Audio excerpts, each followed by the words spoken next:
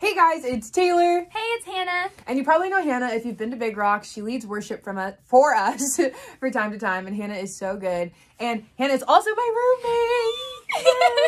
I love Hannah so much. And so today we are closing out our rest series that we've been in for the last couple of weeks. And so today we're going to spend time talking about self-care versus self-indulgence. But before we jump into that topic in a more detailed way, I actually had some of your leaders film themselves practicing, Hannah's really excited about it, practicing self-care for the week and just what they learned through that and how it made them feel to really intentionally rest. So let's go ahead and get into the video. Yay! Hey guys, I'm Michelle. I'm one of your rock leaders. I lead the 7th grade girls small group, and this week I'm going to be doing a face mask every night before bed to sort of recharge, get my mind off of school and other things, and just not look at a screen for however long I have that face mask on, which I think is like 10 or 15 minutes.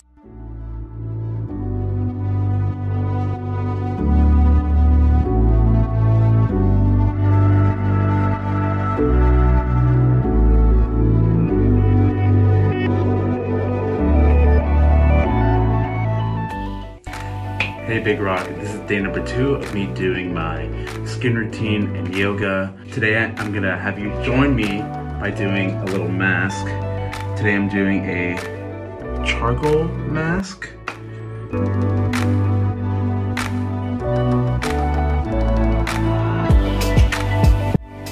I think that looks pretty good. What do you guys think? And day 4 with my face mask, and today I'm just gonna show you what it is. This is Mask Bar. It's a pink clay wash off mask. It's basically, while I've had the face mask on, I've kind of just been taking the time to get ready for bed, brushing my teeth and flossing and starting my dishwasher and picking things up from around the apartment, putting them away, just getting ready for bed and getting my mind off of school. That's my goal. And today I'm going to try to take you guys through my yoga flow, and who knows, maybe you can even implement it into your own nightly routine.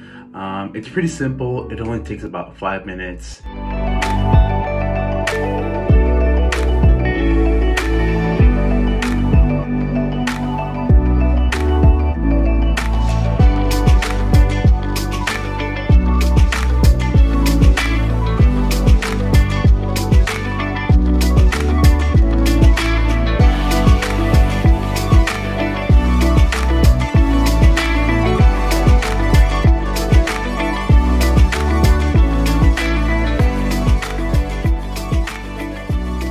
I think my final thoughts on it is that it didn't really affect my life too much, but I still really like doing it, and I think I'm going to continue to do it because it gets my mind off of work and it gets my mind off of all the Zoom calls I had to do today. It just kind of helps me relax, you know. It just shows me that it's the end of the day. I know I have this to look forward to. It's a little me time in a time where I just feel like I'm really being stretched thin. I can kind of come back to this and it'll help me center myself.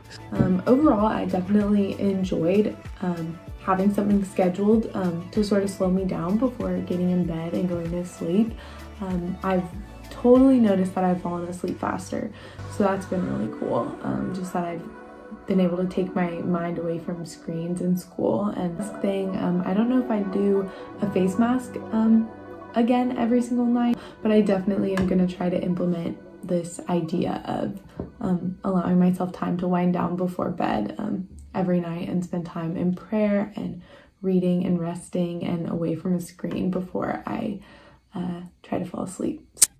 Shout out to our leaders for making that video for us. I'm just so thankful for each of them for practicing self-care for the week. I also tried to practice self-care for the week. Oh, what did you do? Actually, wait, before we get into that, I think we should define what self-care is. That's probably a helpful place to start. So, if you were with us in the fall, you know, Phil and I had started this conversation about self-care versus self-indulgence, and I really liked Phil's definition of self-care. It was intentional acts of feeding our holistic selves, aka just doing things that serve us holistically, our mind, body, spirit. And I tried drinking water every day. Awesome. A glass of water every day. That's just actually one. really hard to do. Thank you. I always forget to drink water during the day, so I'll have like a water bottle that I drink on and off again. But like, do you guys ever just sit down and intentionally drink a whole glass of water? I feel like it's way harder than it sounds to do, but it's so good for you. I hate water. I really do. You guys, I didn't finish a single glass of water this week. Crazy. Not one, not even, maybe I did because I think the glass was like a 16-ounce glass. Okay. Maybe I had a cup of water, but I definitely didn't get past 2. Mm-hmm. So yeah, that was my self-care. That didn't go as well as I would have thought it would have. Hannah, you said you tried some self-care too. What did you do? Yeah, so whenever I need to do self-care, usually I like to go outside. So if I'm feeling just really overwhelmed, I'll go sit on my back porch and I'll do my workout there, or I'll go on a quick like 10-minute walk. And I also just love taking a bath because I don't like being alone, and I don't know if anybody else is that way too. I love being around people, but sometimes I get really overstimulated and just need like a space that I feel like I can fully relax. And that's usually when I get to take a bath and I can just zone out and be in my space, and I actually feel like I can like breathe when I do that. So I love that. And what I love about what you're saying, Hannah, is like anything that you do that self-care is this idea of like what's feeding your soul and like gets you really excited and brings you joy. And water, as much as like I wanted water to be a self-care thing for me, it didn't bring me joy. Yeah, that's so true. So like it didn't bring me joy to do that. Something that brings me joy is puzzles. I love doing puzzles. Taylor's so good at puzzles too. It's crazy. I'm really fast with puzzles. Like puzzles are something that bring me joy, and honestly like they calm me down, they chill me out. And what I love about like what Michelle did and her self-care is she talked about how doing the face mask every night, it really helped her relax and go to bed faster. And like that's honestly what the idea of self-care is. It's not that we're not productive in the things that we're doing. It's just this idea of like we're turning off our minds from work or school. Like Michelle talked about how like doing this helped me to stop thinking about school. It helped me to shut down and turn off that part of my brain and to be intentional with my roommates, with myself, and just the different things that I wanted to do. Self-care doesn't mean, oh, I'm like just laying here. You can't even see me. Oh, you can see me. Like you can. I'm not just like laying here like doing nothing. It's this idea of I'm being productive in ways that aren't about producing something for school. So like homework or anything like that. Something I really like that you said is I think the idea of self-care, in the back of my mind, I'm like, oh, self-care is going on runs and like doing all these things to then become this ideal healthy person. I hate running. It does not make me feel good. And I think that's something like when we think about what makes me feel good, I can't do puzzles, but I love taking a bath. And so those are two differences of they're both good things, but they do different things for Taylor versus for me. And so when you're picking self-care is like what's good for your body, of course you should be drinking water. Of course you should be eating more like vegetables or going on more walks. But also it's like self-care is just different because it means what's good for your soul and what makes you feel happy and excited and like restful. Yeah, and so it's this idea of you might have to play with it a little bit to figure out what works for you. Maybe it's watercoloring or hand lettering. Hannah is really good at hand lettering. It's so fun. Or maybe it's sports for you, like baseball, swimming, anything like that. And it's just taking the time to figure out what is life-giving for me, what makes me excited, what do I feel rejuvenated once I've done. And I think like that is a really good segue actually into this idea of self-indulgence. And so indulgence is basically just this idea of excess. And so self-indulgence is doing things for yourself in excess to the point that they no longer become fruitful or good for you. Like they're no longer healthy. And so Hannah. There's a reason I was asked to do this with you guys. I can speak a little bit to excess and kind of how that has played into my life. As I said, I'm just a very go, go, go person. I love to fill my day. And I realize that when I'm in an unhealthy spot where I just feel like I'm doing so much, instead of intentionally saying, oh, I'm going to go decompress with things that I know are good for me, I have this feeling in my body that's like, I can't do those. And so my go-to is I just watch Netflix. And then after I finish an episode, I have this craving of like, I can't stop watching. And so I keep watching Netflix, and then it's 2 a.m. and then I'm still watching Netflix and I feel so gross the next day. And that's something that I've been realizing is like watching TV is really good for me. Sometimes when I sit down and I'm like, I'm just going to turn my brain off. I deserve to treat myself after a really long day. But it's when I'm actually like obsessing over watching Netflix and it's the only thing that I can do. And I actually notice in my body that the thought of doing something that I know gives me life, I don't want to do it. And I'm like, I don't want to get out of this funk. Like, I don't want to try, that feels too hard. And so instead of actually doing the thing that helps me, I get stuck in this pattern of the thing that kind of pulls me downward further. I like the way you describe that, of like, it is like, what's the word I'm looking for? It just engulfs you. It does. Like, it just sucks you in. And, I don't normally feel that way with like TV. Like if I put a TV show on, Hannah can attest to this. If I have a TV show on and you try to talk to me, I get frustrated because like I'm actually watching it and it's like, I'm like excited about this show and I actually want to see what's happening right now. Don't talk to me. But like something that I do, and if you're an overachiever, you probably can relate to this feeling. I find that my idea of self-indulgence is this idea of I keep working. Like I'll just keep going because I'm like, well, once I finish this task, then I'll have more time to rest later. And then like, oh, once I finish that task, I go, well, now I need to do another one because there's still things on this list. And as long as I'm getting these things done, then I'll have more time to rest later. But really at the end of the day, more things are going to get added to my list and I'm eventually going to just get exhausted and burnt out because I haven't actually stepped away to do something that is actually going to be fruitful for me. Because like you said, Hannah, it goes, oh, that sounds too hard. Like that feels like honestly like a waste of time.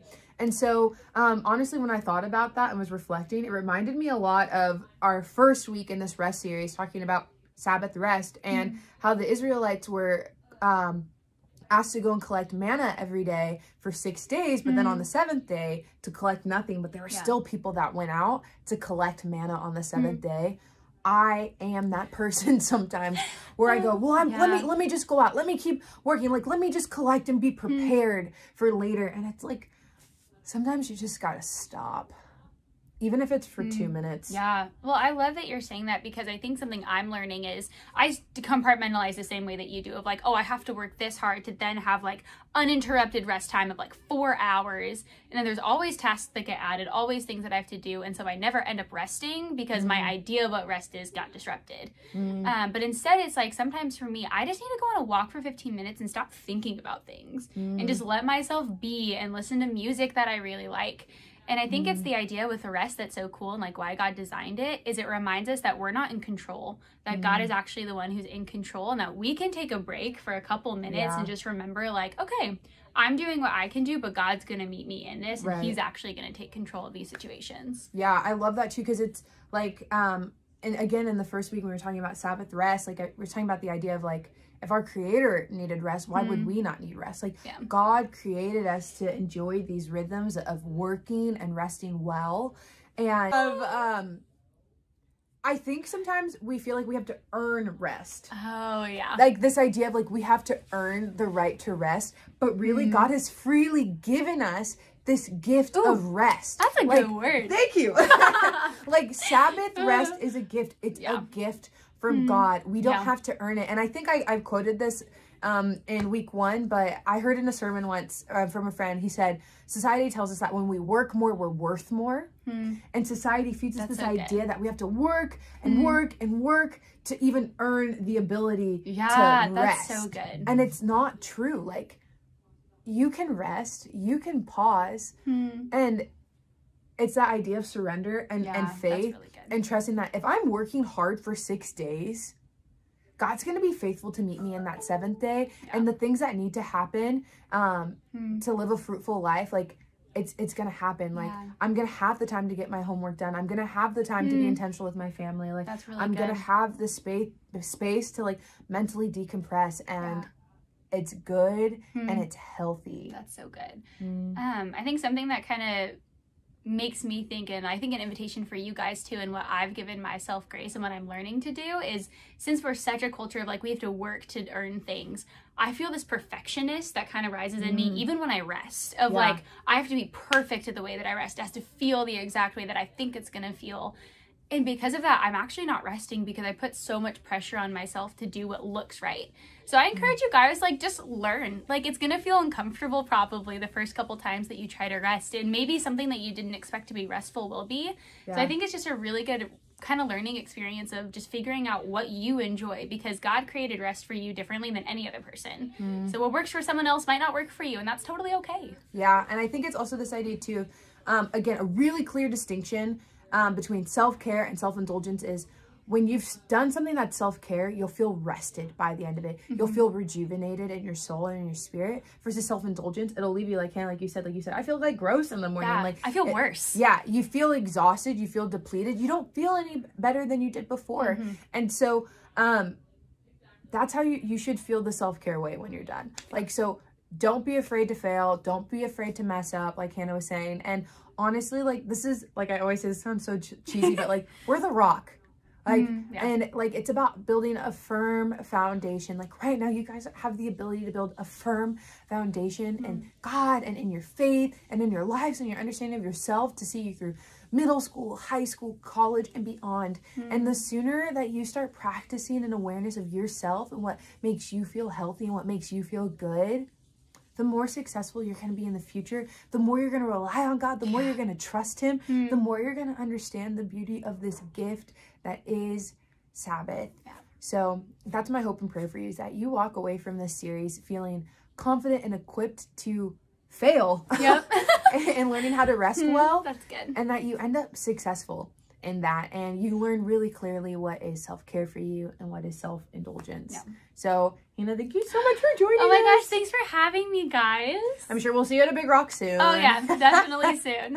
All right, guys, we'll see you next week. Bye.